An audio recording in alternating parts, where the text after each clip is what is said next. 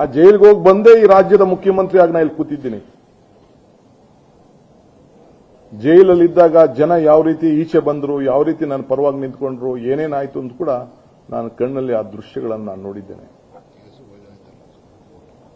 ಆ ಜೈಲಿಗೆ ಕಳಿಸಿದಂತ ಕೇಸು ಕೇವಲ 2 ವರ್ಷದಲ್ಲಿ ಪಾಪ ಸುಪ್ರೀಂ ಕೋರ್ಟ್ ಅವರ ಪಾದಗಳಿಗೆ ನನ್ನ ಸಾಷ್ಟಾಂಗ ನಮಸ್ಕಾರಗಳು. ವಜಾ ಮಾಡಿದ್ದಾರೆ, ಡಿಸ್ಮಿಸ್ ಮಾಡಿದ್ದಾರೆ. ಇರಲಿ, ನೋವು ಅನುಭವಿಸೋ ನಾನು ಆ ಕೋಣೆಯಲ್ಲಿ ಏನು ಅನುಭವಿಸಿದೆ, ನನ್ನ ಕುಟುಂಬ ಅನುಭವಿಸ್ತು, ನನಗೋಸ್ಕರ ನನ್ನ ತಾಯಂದಿರು, ಇಡೀ ರಾಜ್ಯದ ನನ್ನ ತಾಯಂದಿರು, ಯುವಕರು, ಹಿರಿಯರು ಕಣ್ಣಲ್ಲಿ ನೀರಾಕಿ ಪ್ರಾರ್ಥನೆ ಮಾಡಿ ನನ್ನನ್ನು ಜೈಲಿಂದ ಕರ್ಕೊಂಡು ಬಂದರು. ಇವತ್ತು ಈ ಸ್ಥಾನದಲ್ಲಿ ಕುಣಿಸಿದವರು ಅದೇ ನನ್ನ ಮತದಾರರು, ಅದೇ ಈ ರಾಜ್ಯದ ಜನತೆ.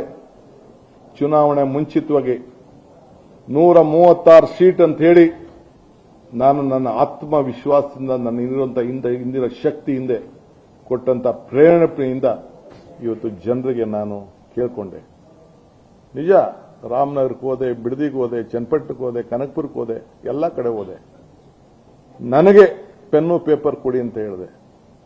ಈ ಪೆನ್ನು ಪೇಪರು ಈ ರಾಜ್ಯದ ಜನತೆಗೆ ಸೀಮಿತವಾಗಿರ್ತದೆ, ರಾಜ್ಯದ ಜನತೆ ಬದುಕಿಗೆ ಸೀಮಿತವಾಗಿರ್ತದೆ.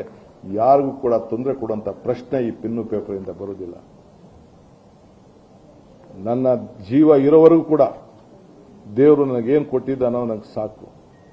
ನನ್ನ ಕುಟುಂಬಕ್ಕೆ ಏನು ನಮ್ಮ ನಿರ್ಧಾರ ಮಾಡ್ಕೊಳ್ಳೋ ಶಕ್ತಿ ನನ್ನ ಕುಟುಂಬದವರಿದೆ.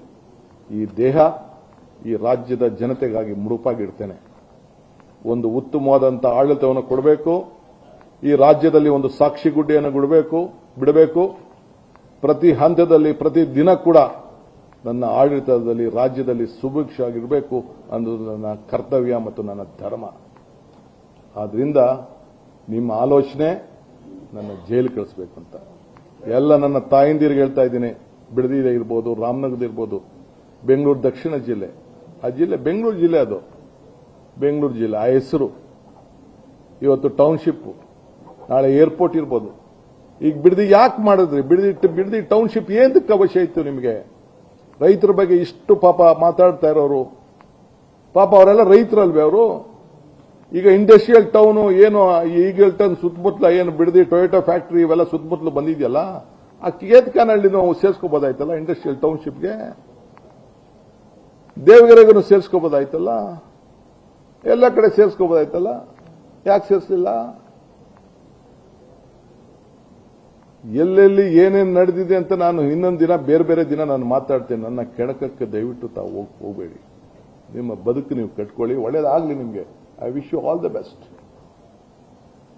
ನಮ್ಮ ಹಿರಿಯರು, ಒಂದು ನಿಮಿಷ, ನಮ್ಮ ಹಿರಿಯರು ನನಗೆ ಹೆಸರು ತಗೋಬೇಡ, ಅದು ವಿಧಿ ಇಲ್ಲ, ಅವಶ್ಯಕತೆ ವಿಧಿ ಇಲ್ಲ ನನಗೆ.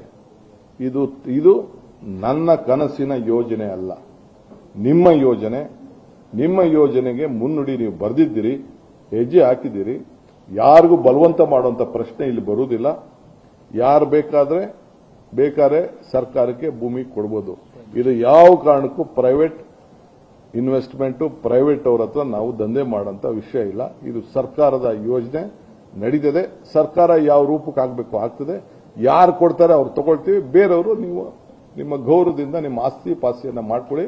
ನಾನು ಕೂಡ ನನ್ನ ಅವಧಿಯಲ್ಲಿ ಪೆನ್ನು ಪೇಪರ್ ನನಗೆ ಸಿಕ್ಕಿದಾಗ ಆ ಊರಿನಲ್ಲಿ ವಲಸೆಗಳ ತೆಗಿಬಾರ್ದು, ಆ ಊರನ್ನು ಅಭಿವೃದ್ಧಿ ಮಾಡಬೇಕು ಅಂತೇಳಿ ಸುತ್ತಲೂ ಆ ಊರಿಗೆ ಒಂದು ಟೌನ್ಶಿಪ್ ಆಗಿ ಅದನ್ನು ಇಟ್ಕೊಂಡು ಅಭಿವೃದ್ಧಿ ಮಾಡಬೇಕು ಅಂತ ಅದು ಕೂಡ ನಾನು ಯೋಜನೆಯನ್ನ ರೂಪವನ್ನು ನಾನು ಮಾಡಿದ್ದೇನೆ. ಆದ್ರಿಂದ ಇಲ್ಲಿ ಹೇಳ್ತಾ ಇದ್ದೀನಿ, ನಿಮ್ಮ ಆಸ್ತಿಗಳನ್ನು ನೀವು ಇಟ್ಕೊಳ್ಳಿ.